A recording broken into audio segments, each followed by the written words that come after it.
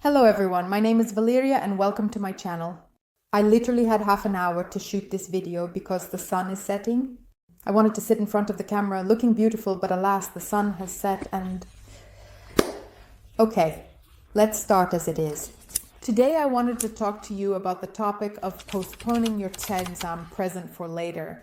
Have you ever thought about how often we might postpone certain actions thinking that later will come? That is, very often we get stuck at one point, stop moving forward, and there are specific reasons for that. And today I would like to talk to you about these reasons and why it happens that starting to take some actions, it can be difficult. And I want to start by taking a little off the feeling of responsibility and guilt from you for not doing anything.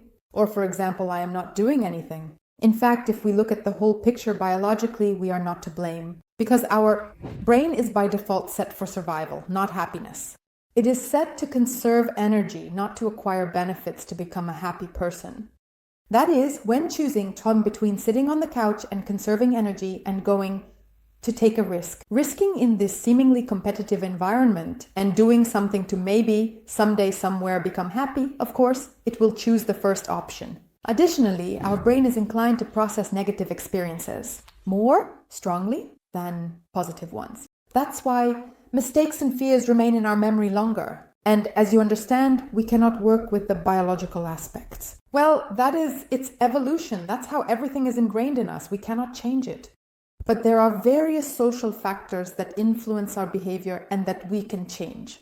Let's talk about these social factors. And the first factor is attachment to old habits and beliefs. In psychology, this is also called cognitive conservatism. Our brain tends to preserve the familiar because it seems safer.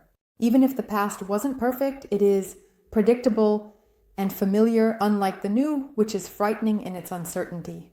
How is this connected to the past? If you achieved a certain success in the past, it can form the belief that those actions were correct. And because of this, we might think that we need to return to old strategies that may no longer work now. And accordingly, this can hinder us from taking new actions. For example, I also experienced this when I was losing weight before. At one point, I lost 10 kilograms when I gave up sweets and also some other foods. And then when I gained weight again, I started thinking about going on the same diet I had in the past. But in reality, it didn't work for me. I needed to not go on a diet. That is, it's not about the diet, it's about the overall approach. Yes, maybe the diet helped me once, but that doesn't mean it will help me in the long run. In the long-term perspective, cognitive conservatism also works in the opposite direction. For example, you once tried to do something and it didn't work out. And now it seems to you, why start it if it didn't work out in the past? The next point is my favorite. Why do we get stuck in the past or present and stop taking steps for the future?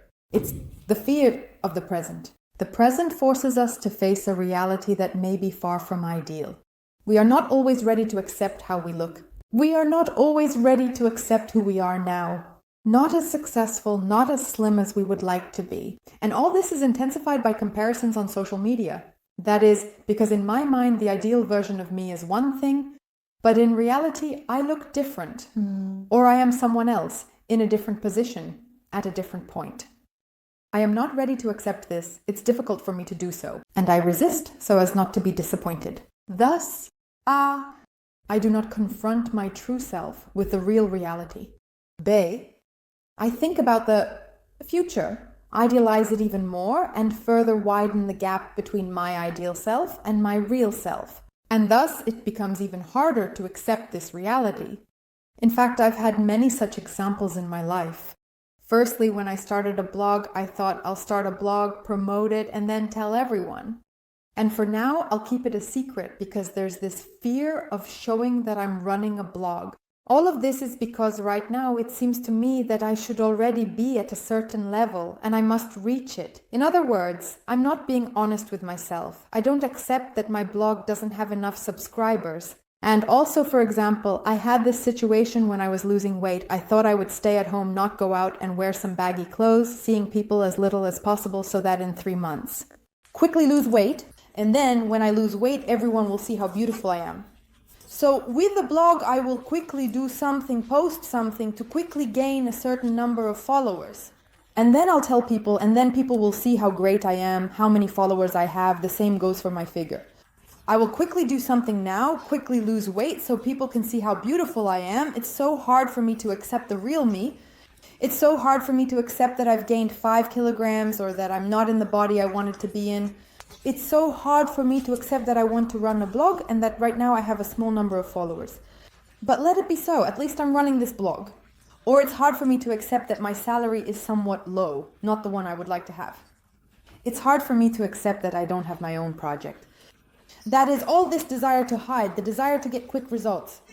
The desire, like this, so nervous to quickly do something there, comes from the fact that it's very hard to accept reality, that it's hard to face it. But this desire to do things quickly, it actually won't lead to anything. It won't yield any results. Next, we will talk about how to accept the present, how to work on actions. The next point is the idealization of the past. We tend to romanticize our past, remembering only the good moments and forgetting the bad ones. This creates a false sense that things were better before than they are now. In psychology, this is called the effect of nostalgic bias, where we tend to perceive the past more positively.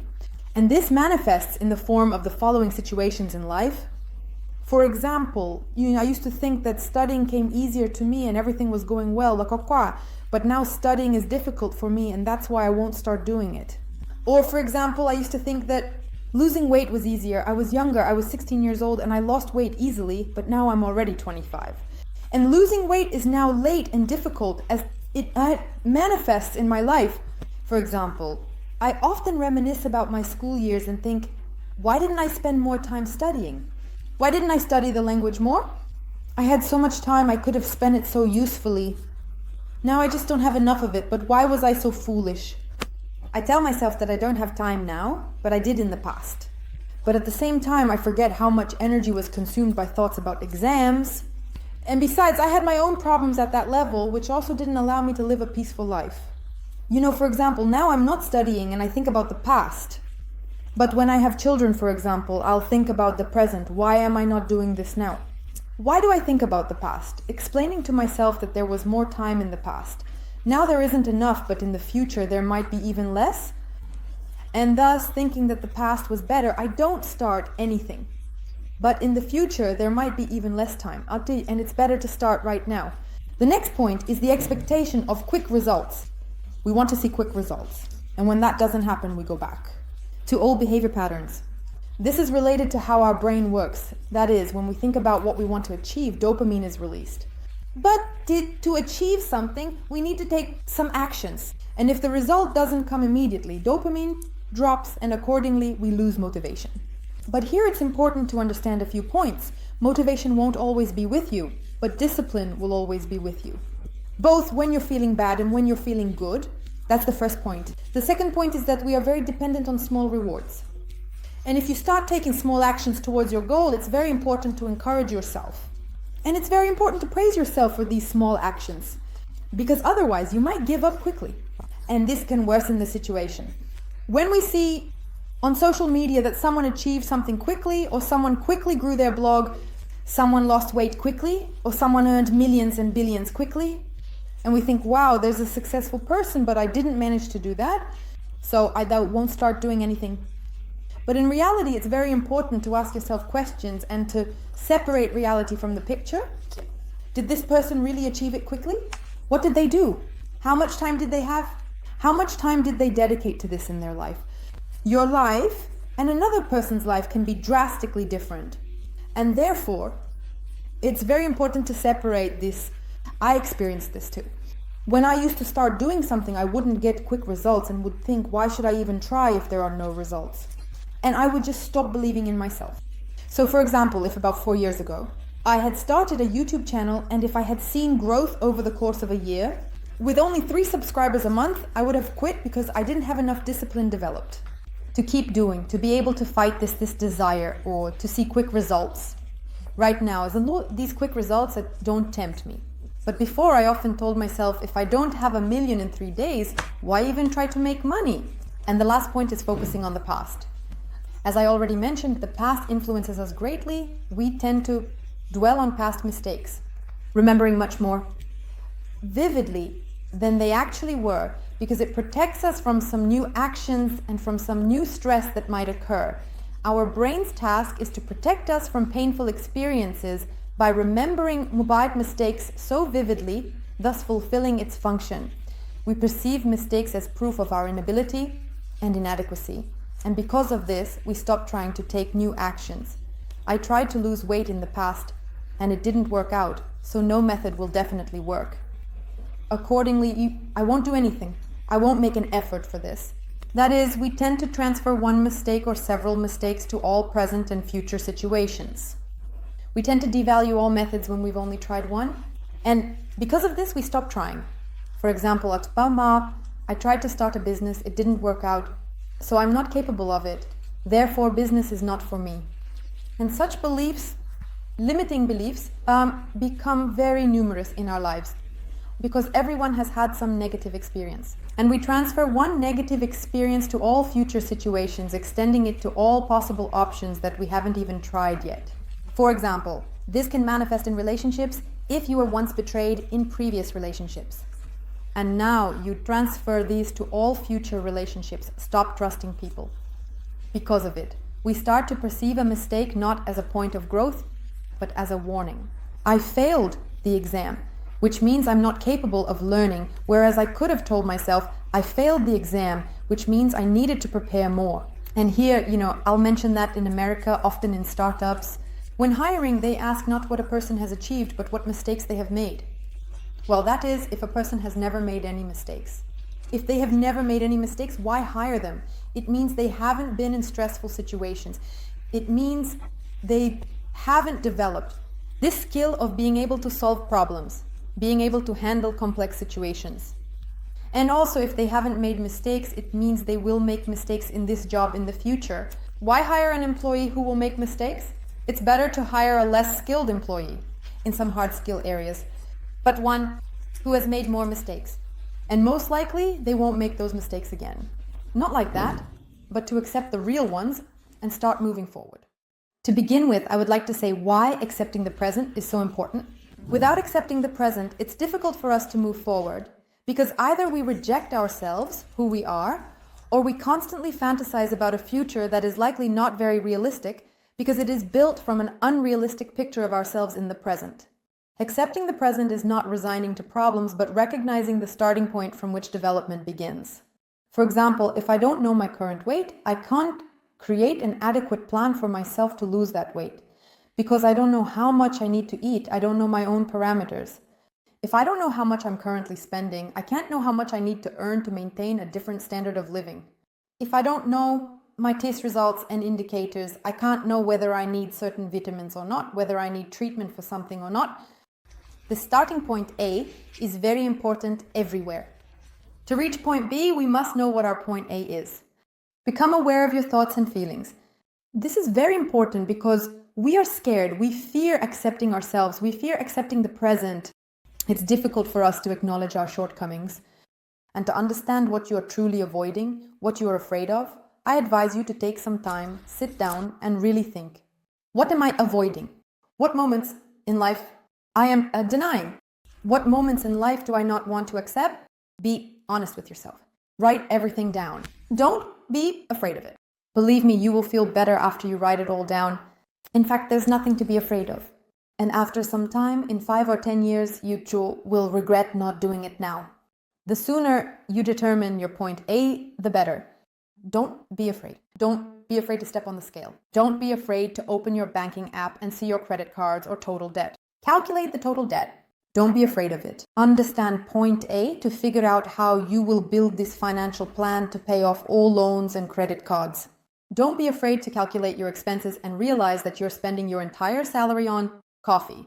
Don't be afraid to say, is there something you want to change about yourself? I say, it was very difficult for me to accept, for example, my weight in my life, and because of this, I often thought, now I will quickly lose weight. I was scared to step on the scales. I thought, I will go on a diet for a week or two, and then I will step on the scales and see the number I want to see.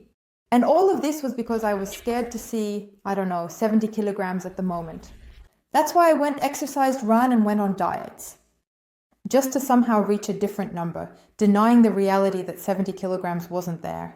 in my life actually. And now I will quickly lose weight, and when I see, 65 kilograms, then yes, that will be the reality. Or for example, there were moments when I spent a lot of money. I realized it, but I didn't understand how much. I was very scared to open my banking app and check how much money I had actually spent. You need, I say, to allocate time for yourself, to be very honest with yourself and very gentle with yourself. Focus on what you can control very often. Resistance is caused by attempts to change what we cannot control. And here I advise you to sit down and write out what I can influence and what I cannot influence in life. The same goes for losing weight. What can I influence? I can influence what I eat and how often I exercise, and I go and perform these actions. But for example, there are things I cannot influence. Yesterday I had a binge and ate a lot, and because of that I gained 1 kilogram, and I blame myself. But I cannot influence my past. I can only go and change the present. And accordingly, I need to accept that yesterday, yes, it was like that. But I can't change it anymore. That's it. Then forget it. Why am I dwelling on it? I understood I made a mistake. I won't do it again. But now I'm going to exercise. Next point. Accept imperfection as the norm. Imperfection, unattainable. And striving for it causes disappointment and stagnation. Focus on what you have already achieved and on the actions you can take in the future. And the last point, shift the focus from the result to the process. Fixation on the result creates constant pressure and fear of failure. This is super important. Find something you will enjoy doing. Find in weight loss something, a method that you will enjoy. Find the sport you will enjoy. Find what you will get a thrill from. Find what you will enjoy doing regardless of the result. In attempts to lose 20 kilograms, forget about this goal. Think about what you're ready to do every day. Every day I will be ready to do Pilates for 15 minutes, for 20 minutes. Every day I will be ready to eat fruits or vegetables. Find what will drive you towards your goal and what you will be ready to do every day. I say, motivation will not always be with you, but discipline will. But discipline will only work when you find something you truly enjoy doing. Well, there is a certain element of willpower in discipline, but willpower will not work constantly if you constantly dislike doing something. Focusing on the process helps you enjoy the journey and reduces this anxiety. For example, I want to write a book in a month, so I will write 20 pages a day. And remind yourself that you are building your future through small actions right now. And the last point, start with small steps. Small steps help overcome resistance and build confidence. Identify a small step you can take right now. For example, if you want to run, don't think about how you will run. Just put on your sneakers and agree with yourself that you will go out for a 5-minute walk. Trick your brain. If you want to start making videos, just set up the camera and start talking to the camera. If you want to start doing Pilates, just lay out the mat and agree with yourself to stretch and extend your arms and legs for 2 minutes. Big actions, start with small steps. This brings my video to an end. Write in the comments what you will take with you, what small action you will do today, and what you are resisting. What are you afraid to accept in your life? I hope you will accept the present. I hope you will get closer to your point B. Like the video, subscribe to the channel. Thank you all, and goodbye.